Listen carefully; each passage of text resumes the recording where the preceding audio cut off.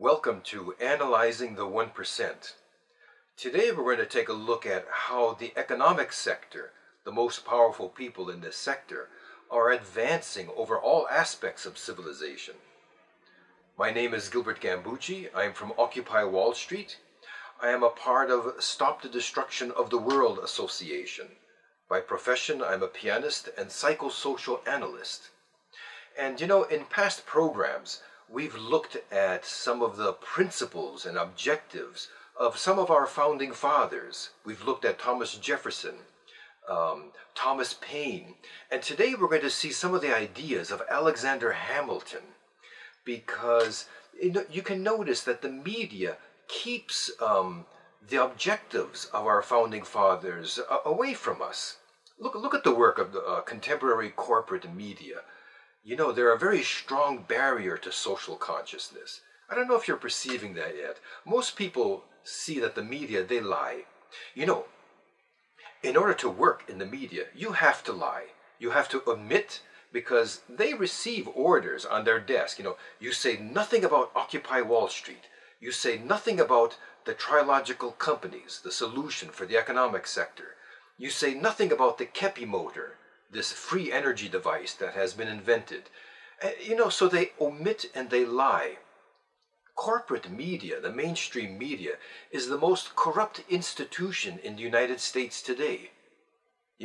So we have to get our own social consciousness from the independent media. That's why, when in our demonstrations, the police are always going after the independent media to try to attack them and take their cameras, because we need the social consciousness. And fortunately, today people are perceiving the difference between democracy and capitalism. Democracy is a political system. Capitalism is an economic system that it has been dominating our political system. And this cannot be. The problem is not the democratic way of life that our founding fathers set up for us to uphold and preserve. We haven't done that. And so we have a little group of powerful people who are dominating our democracy, to the point where we don't have democracy anymore. Do you know what your choices are for the elections, any type of elections that come up? Your choice is between somebody who is a part of the 1% and economically powerful people with their interests, or somebody who's been completely bought by the 1%. That is to say, the situation, nobody can stand it anymore. This is why we're demonstrating, because we want our democracy back. We want the ideas of our founding fathers back, reinstated. I would like to start with a short video clip of the scientist Norberto Keppe. He's a psychoanalyst and social scientist, and he always has something interesting for us to consider. And I've taken the liberty to dub this from Portuguese into English. And Keppe is talking about how the economic field is trying to take over entirely the political system. Let's take in this consciousness. It's very good for us to consider. Now, our Stop the Destruction of the World program is to alert our viewers, especially those who have more social responsibilities in terms of their own property, for example, because we are experiencing a rather dangerous situation for the nations of the world in terms of destruction, or at least an attempt at destroying the political systems. The economic system is advancing, and it is trying to topple the political field so that they can take over the power. This began with that secret society in Rome. It was created there in Italy in 1956. They thought that the world would not be able to support such a growing number of inhabitants. So they worked out a plan to try to significantly reduce the population and maintain a bit more than 20% of the population. Those people who would have a better level, mainly a better economic level. So our program is to alert people about this issue, so that politicians can see that they are not only being attacked in Brazil, but this is happening the world over. Of course, everyone has their problems, whether they are politicians or laymen, whether they are blue-collar workers or from any profession. But the media has been very determined in this sense, with the objective of placing the nations in the hands of the socio-economically powerful groups. So I will now put up a chart showing us the dangers that the nations today are confronted with. Take a look at what I've written for you. Let's see this chart now. What is dangerous for the nations? Governments who are not governing their nations. And secondly, They are handing over the social power to a chosen few. so as the saying goes, each monkey on his own branch, or each bird flies at the height it is designed to fly at. Even in the animal kingdom, as we see in these films about Africa, that each group of animals has a certain dominion, a region that he dominates. In a similar way, it is not possible to take away the social-political system and replace it with a social-economic system. Because the individual who is an entrepreneur, even if he is a multinational, his capabilities are more in that sector, and not in the other sectors, such as the political one, or the artistic, or whichever. Therefore, it is important that politicians see that they are losing their power through a very subtle campaign that is taking their prestige away from them. It is very good that they perceive this in order to avoid the continuance of this. Let's see now in third place at what I've written. Let's take a look now. Here we go. The countries have stopped belonging to the people and are starting to belong to the millionaires. Observation: only 2% of the population has all of the economic power of all of humanity. Notice that they are groups of millionaires. But look, when I say millionaire, I don't mean a lawyer or a doctor who lives from his own labor. I don't mean an entrepreneur who has his own company. I'm not talking about people who have their own work to do and live from this work. These people will never become millionaires. Millionaires are drug dealers, people who take advantage of humanity, who earn millions all of a sudden speculating on the stock market. I'm referring to these millionaires, these individuals who are very sick and whose only objective is to make money and more money. As it is said all the time, money, money, money. So these are very dangerous people, because if a person is like this, then he is a maniac for money.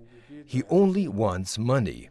He doesn't care in the least bit if the people are well or if they are passing through difficulties. He doesn't care about the development of people. But the world, the nations, belong to the people. This is something that no one can deny. So each time the people are jeopardized, this means that the country is being jeopardized, the nation itself. You know, I have the impression that part of the reason why we've gotten ourselves into such trouble is because we no longer know what the Founding Fathers were about. So I would like to take a look at one of the greatest, Alexander Hamilton, because he has some really interesting insights that we don't have anymore nowadays. So we've got to consider this. Let's take a look at number 1. Look at this from Alexander Hamilton. This is from a scholastic study done of his work, and these are some of the main points. Number 1. A conservative constitution always takes away the liberty of the people. You know, that is conservative, that people getting set in their ways. People are bad intentioned. There is the pathology of the human being to consider. And so, have you ever heard this expression that sometimes it's attributed to Thomas Jefferson, but really all of our founding fathers had this idea that eternal vigilance is the price of freedom.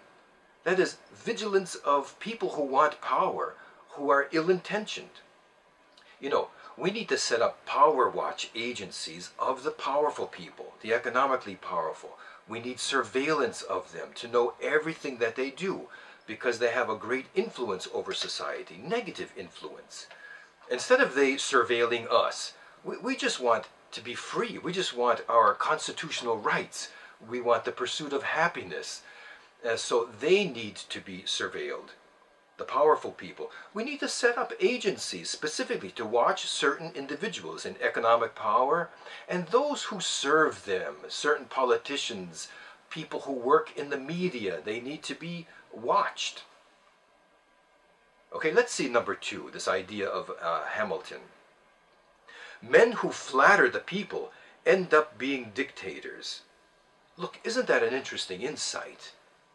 You know, how gullible we are to just believe what powerful people say to us. Oh, you know, these are the people who are dictators. Those who don't tell the truth.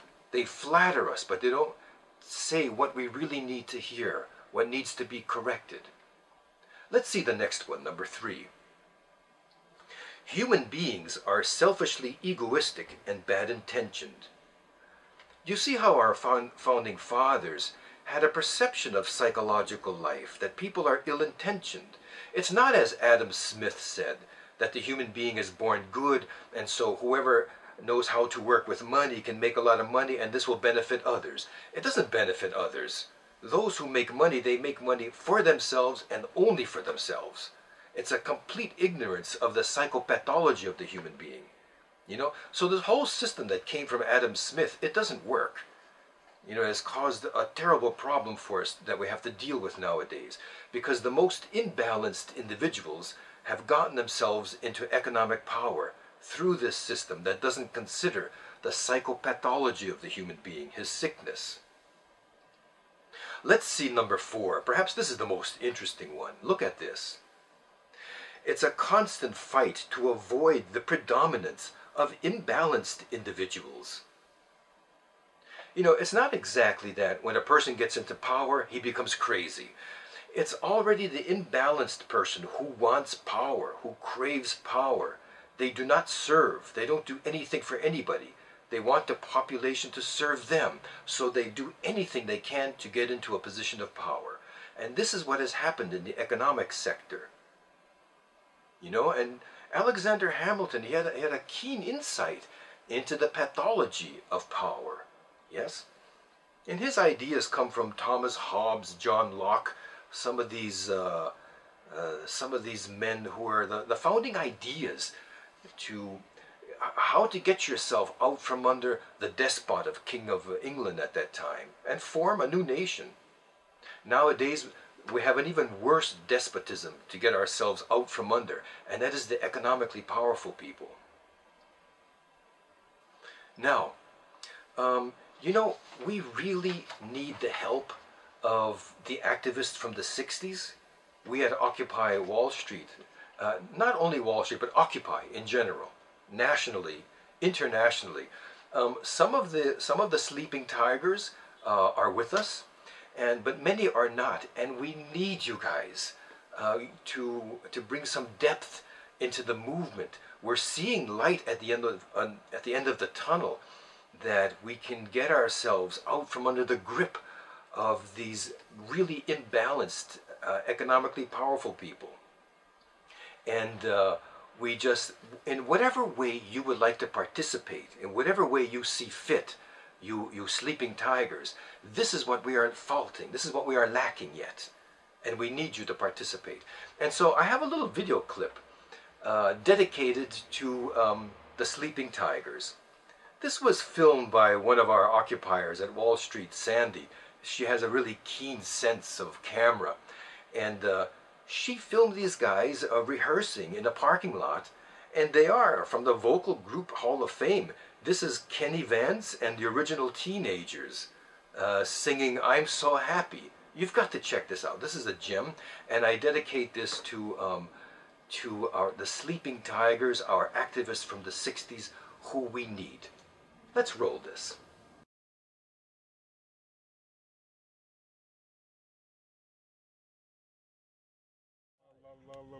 Dickie. Why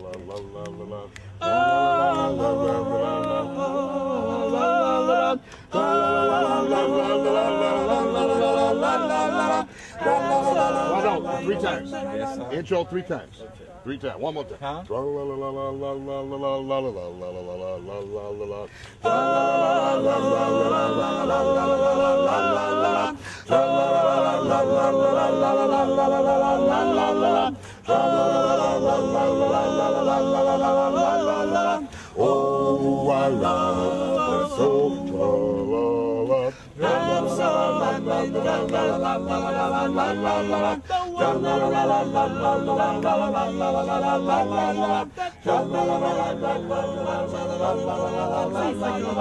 Oh, I love her so. Oh,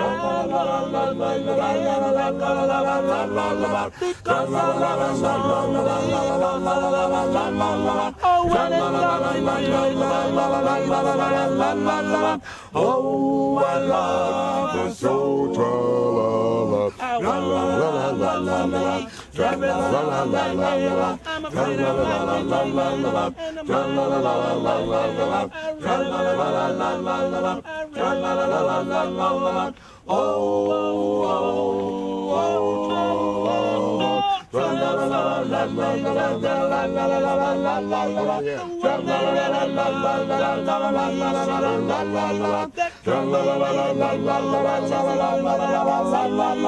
Oh, I love her so. Oh, I love her so.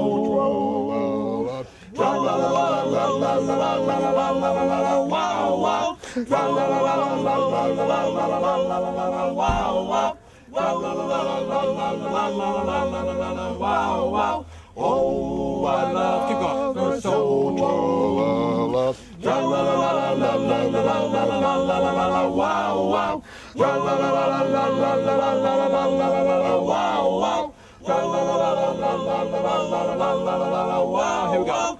Whoa, I love her so.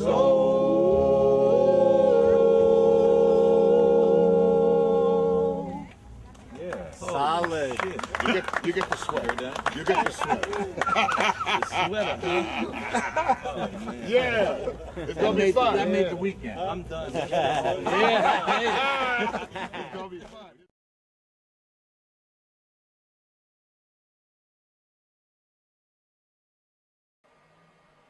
You know, locking arms together, we can conquer this despotism that has been happening with these economically powerful people, this little group of sick billionaires.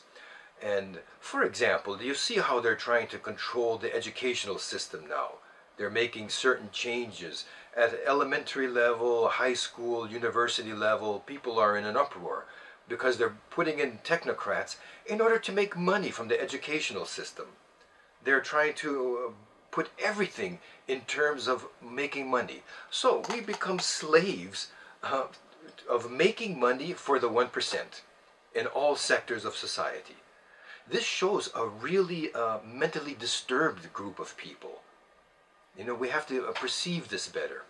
They're psychopaths. Okay? A psychopath who acts on society is a sociopath. It's the most dangerous type of person that there is to deal with. Let me ask you a question. Who do you think is the family, economically powerful family, who has most influenced our planet to the evil side of things, to control everyone possible? Which family do you think it is? You know, who has, for example, taken control of our healthcare system? You know, this allopathic so-called healthcare, you know, drugs and surgery. Just drugs and surgery, that's it, allopathic. It's a way of keeping people sick so that you don't get well. this pharmaceutical industry so that they can become even more powerful. Who owns the pharmaceutical industry? Who is that? Who is the family, for example, who owns petroleum? They think they own the natural resources of the earth. Obviously, the earth belongs to the 99%. It doesn't belong, it can't belong to the Rockefeller family. You know, this Rockefeller Rothschilds. And they've organized themselves together with the Morgan family, Carnegie, and a few others, you know. The center of it is this Rockefeller family. And they hide behind all kinds of organizations. They're the ones who keep usury, you know, exorbitant interest rates because they're international bankers. You know, this highly immoral system of finance. You know, we don't want to live in an immoral way anymore. We don't want this. We're rejecting it. Do you know, it was the Rockefellers who even introduced, during the Christmas season, they were the ones who introduced Santa Claus and this question of bringing materialism, of selling things, you know, giving gifts, so that to turn this season from away from the fact that it's the birth of Christ to something that is materialistic, Santa Claus and buying gifts. You know, so they even interfere in our values, our social values. You know, it was the Rockefellers who took out in one decade, in less than a decade, more than 90% of the railway systems worldwide. You know, cargo railway and transportation. You know, Amtrak nowadays, it's almost nothing. How did they do this? In order to sell petroleum. So now we have all kinds of trucks on the road selling petroleum rather than the trains that, you know, the cargo trains, they used to pass at night. I don't know if you remember. And each train is approximately 800 semi-tractor trailers that are taken off the road. You know, they destroy civilization to bring profits for themselves. And in order to downsize civilization, you know, it's a question, it's difficult for us to imagine. It's a question of extreme envy and hatred that they have of people of value, of society. They have to attack society and put themselves as a type of gods, you know, dominating over what they call the masses of asses. That's what they refer to us as. Or Goyen, which is something subhuman. These are the terms that they have for us. And they hide themselves behind organizations. You know, David Rockefeller was president of the Trilateral Commission, Council on Foreign Relations. Nowadays we have these scandals with Goldman Sachs, and we have this guy Bill Gates, and this, you know, they are the upper echelon of the secret sex societies. It's the same people above all of these secret sex societies. You know, whatever they are. There's a very dangerous one here in New York, the Jason Society, or the Illuminati, the Freemasonry, all of them. At the top, it's the same little group of people who are causing the greatest disturbances we are experiencing on our planet today. And so we have to deal with this. Don't, you know, they keep themselves out of public view, so people are kind of forgetting about the Rockefellers, the Rothschilds, and where do they live? You know, they used to live in southern Florida, but they don't anymore. Where are they? Do they live with the Zionists there in Israel, or do they live in Europe? I don't know. Are they on the other side of the moon? Where are these people?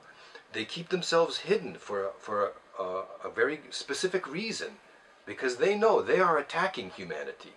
As a result, this creates a lot of paranoia in themselves and in society. So look, take back what rightfully belongs to you. Occupy. And we're waiting for the rest of the sleeping tigers to join us so that we can deal with this situation once and for all. It's our last chance. Occupy. And see you again on Analyzing the 1%. So we occupy for change, marching to the beat of Occupy Wall Street.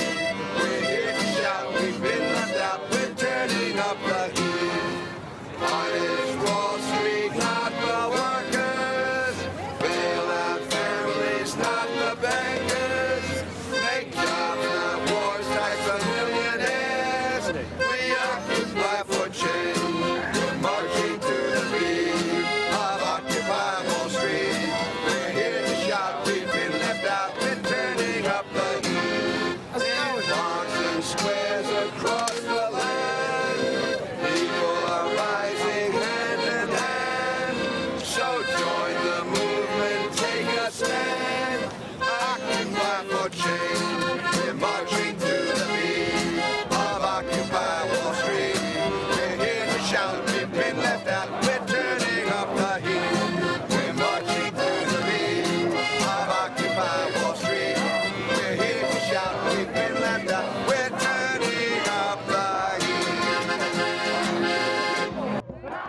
people! March for the people!